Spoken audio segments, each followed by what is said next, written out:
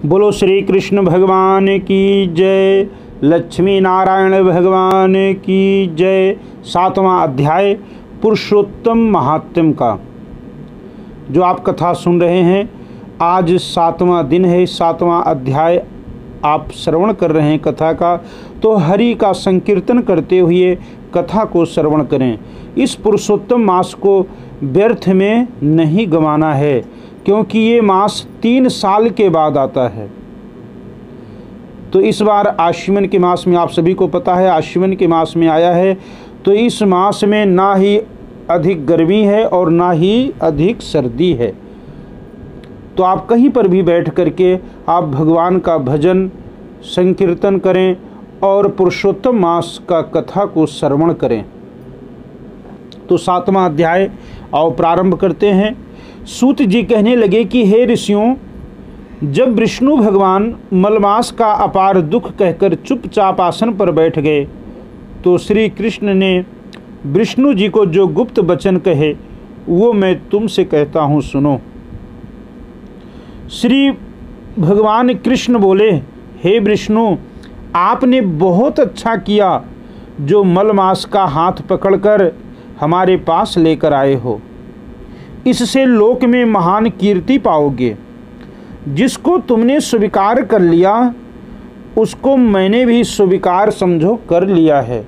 इसको मैं अपने समान ही करूँगा। गुण, कीर्ति, ऐश्वर्य, पराक्रम, भक्तों को वरदान, मेरे समान सभी गुण इस मलमास में होंगे। जैसे मैं लोक में प्रसिद्ध हूँ, वैसे ही ये पुरुषोत्तम नाम से विख्यात होगा ये मलमास। जो गुण मुझ में हैं वही मैंने इस मलमास को दिए। हे जनार्दन, तुम्हारी प्रसन्नता के लिए मैंने अपने सभी गुण इसको दे दिए हैं। ये पुरुषोत्तम नाम से जगत में विख्यात होगा और मेरे समान होकर सब मासों का ये स्वामी होगा। 12 महीनों में सबसे श्रेष्ठ होगा। अब ये जगत को पूज्य, जगत के नमस्कार करने योग्य होकर पूजनीय होगा तथा पूजने वालों का दुख दरिद्रता का नाश होगा। भगवान कृष्ण कहते हैं कि हे विष्णु, जो मलमास में जो कुछ भी भगवान का भजन कीर्तन करेगा उससे 1000 गुना ज़्यादा फल अन्य मासों से इस मलमास में प्राप्त होगा। और जो इस मलमास में हरि का भजन करेगा, पुरुषोत्तम मास की कथा को श्रवण करेगा, उसके दुख दरिद्रता का नाश होगा। सब मास इच्छा वाले हैं, मैंने इसको इच्छा रहित किया है। मनुष्यों को मोक्ष देने वाला ये महीना होगा, अपने बराबर मैंने इसको कर दिया। जो कोई इच्छा रहित या इच्छा वाला, कहने का भाव है कि चाहे कोई बिना भगवान से कुछ मांगे हुए जो इस मास में भगवान का भजन करेगा तो भी भगवान उसकी मनोकामना पूर्ण करेंगे। और अगर कोई इच्छा लेकर के भी इस मास में कोई धर्म का काम करता है तो वो भी उसकी इच्छा पूरा होगा।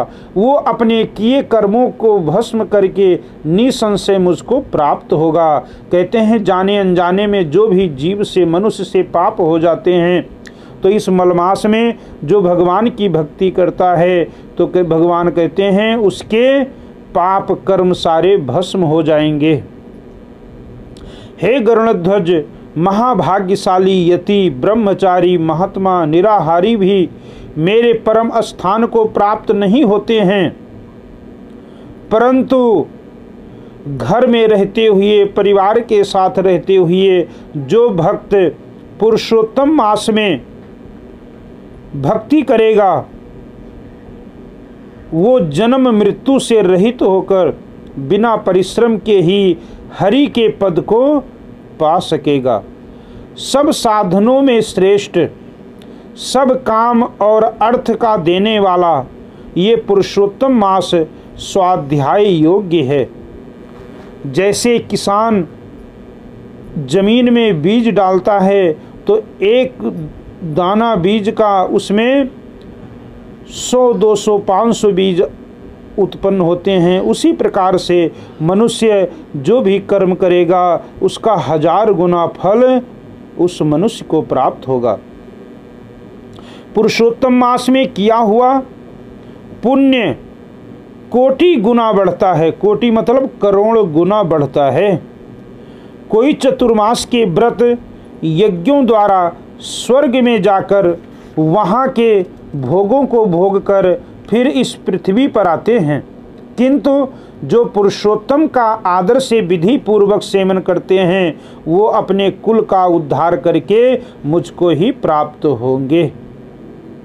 भगवान कृष्ण कहते हैं कि हे विष्णु, जो महाअज्ञानी मनुष्य इस मास में जप दान आदि नहीं करते और अच्छे कर्म नहीं करते, देव तीर्थ और ब्राह्मण से बैर करते हैं, वे दुष्ट भाग्य वाले दूसरे के भाग्य पर जीने वाले हैं।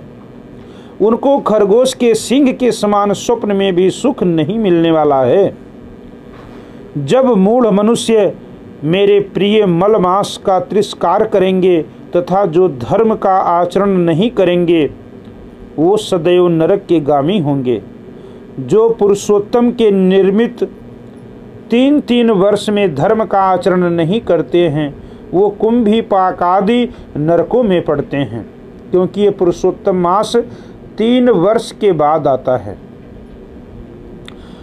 तो भगवान कृष्ण कहते हैं कि जो ऐसे उत्तम और श्रेष्ठ महीने में भी धर्म कर्म नहीं करते हैं तो वो कुंभी पाक आदि नरक में जाकर के गिरेंगे। जो अज्ञानी पुरुष स्त्री पुत्र पौत्र आदि के बंधन में फंसा रहता है, जो केवल घर परिवार के बंधन में बंधा हुआ है, तो उसे अज्ञानी समझना चाहिए और वो दुख रूपी दावानल में पड़ा रहता है। जिसका अज्ञान से मेरा प्रिय अत्यंत पुण्यदान पुरुषोत्तम मास बीत गया। कहते हैं बिना धर्म कर्म के जिसका पुरुषोत्तम मास वैसे बीत गया है उनको कैसे सुख प्राप्त हो सकता है।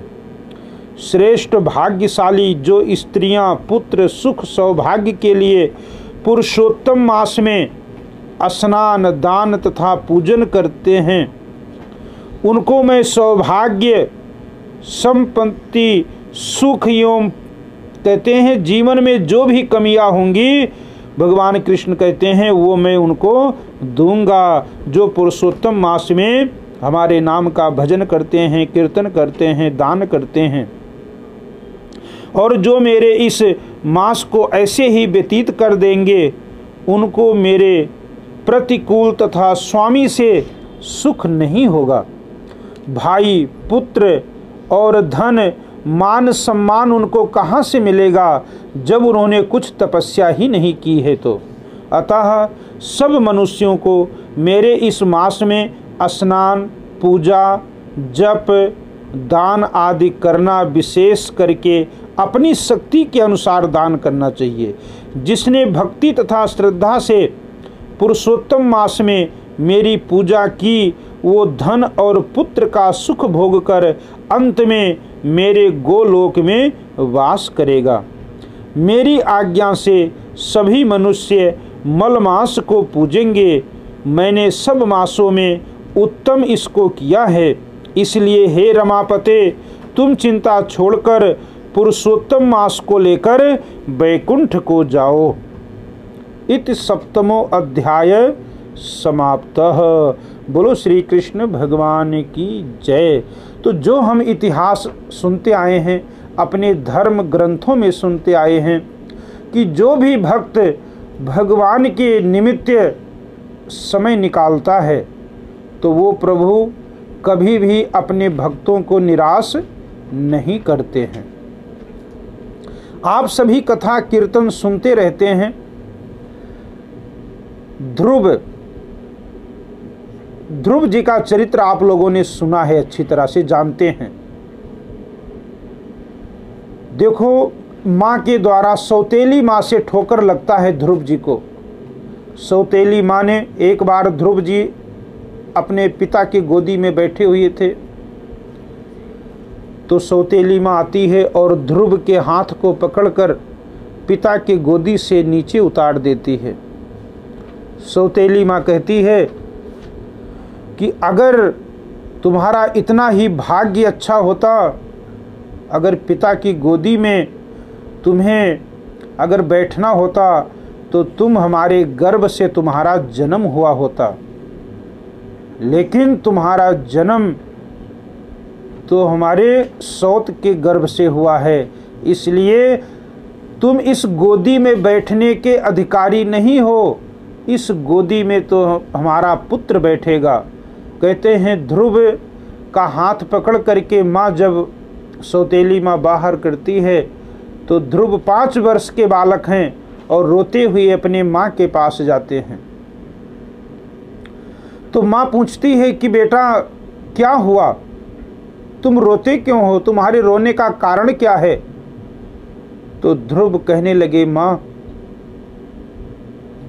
छोटी माँ ने हमें गोदी से नीचे उतार दिया है, उन्होंने हमें वहां पर पिता की गोदी में नहीं बैठने दिया।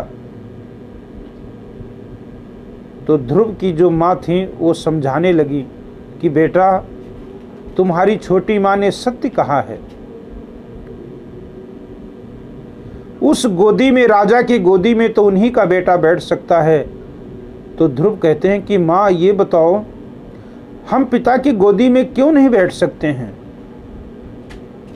तो ध्रुव की माँ कहती हैं कि बेटा तुम्हारे भाग्य में नहीं लिखा है पिता की गोदी में बैठना, और उस गोदी में बैठकर करोगे क्या। अगर तुम्हें बैठना है तो तुम उस परम पिता परमात्मा के गोदी में जाकर के बैठो। तो ध्रुव ने अपने हाथों से अपने आंसू को पोंछते हुए माँ से पूछते हैं कि माँ ये बताओ वो परमात्मा कैसे मिलेगा, अब हमें उस परमात्मा की गोदी में बैठना है। तो ज़्यादा समय ना लेते हुए कथा को विश्राम करेंगे।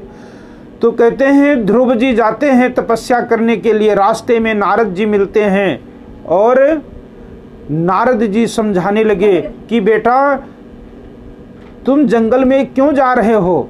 ध्रुव जी कहते हैं कि हमारी माँ ने मुझे गोदी से नीचे उतार दिया है, इसलिए मैं तपस्या करूँगा और मैं भगवान के गोदी में बैठूँगा।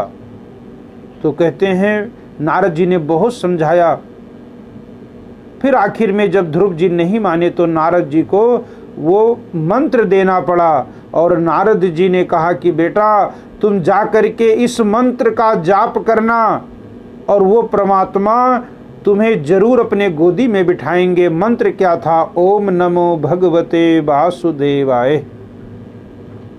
इस 12 अक्षर मंत्र देवऋषि नारद के द्वारा ध्रुव जी को प्राप्त हुआ और ध्रुव जी जाकर के जंगल में तपस्या करने लगे।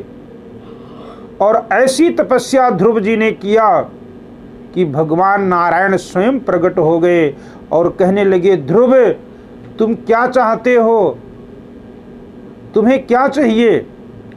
ध्रुव हाथ जोड़कर खड़े हैं, प्रभु मुझे कुछ नहीं चाहिए, आप केवल मुझे अपने गोदी में बिठा लो। भगवान नारायण ध्रुव जी को अपने गोदी में बिठा लेते हैं और उसके बाद में ध्रुव जी को भगवान नारायण ने आशीर्वाद दिया कि हे ध्रुव मैं तुम्हारे तपस्या से प्रसन्न हूँ और मैं तुम्हें सबसे ऊंचा स्थान देता हूँ, तुम आकाश में चमकते रहोगे, तुम्हें सबसे ऊंचा स्थान मैं देता हूँ। तो इस प्रकार से जो भी भक्त भगवान के भजन को करता है, भगवान के निमित्त समय निकालता है, वो परमपिता परमात्मा कभी भी अपने भक्त को निराश नहीं करते हैं। बोलो श्री कृष्ण भगवान की जय।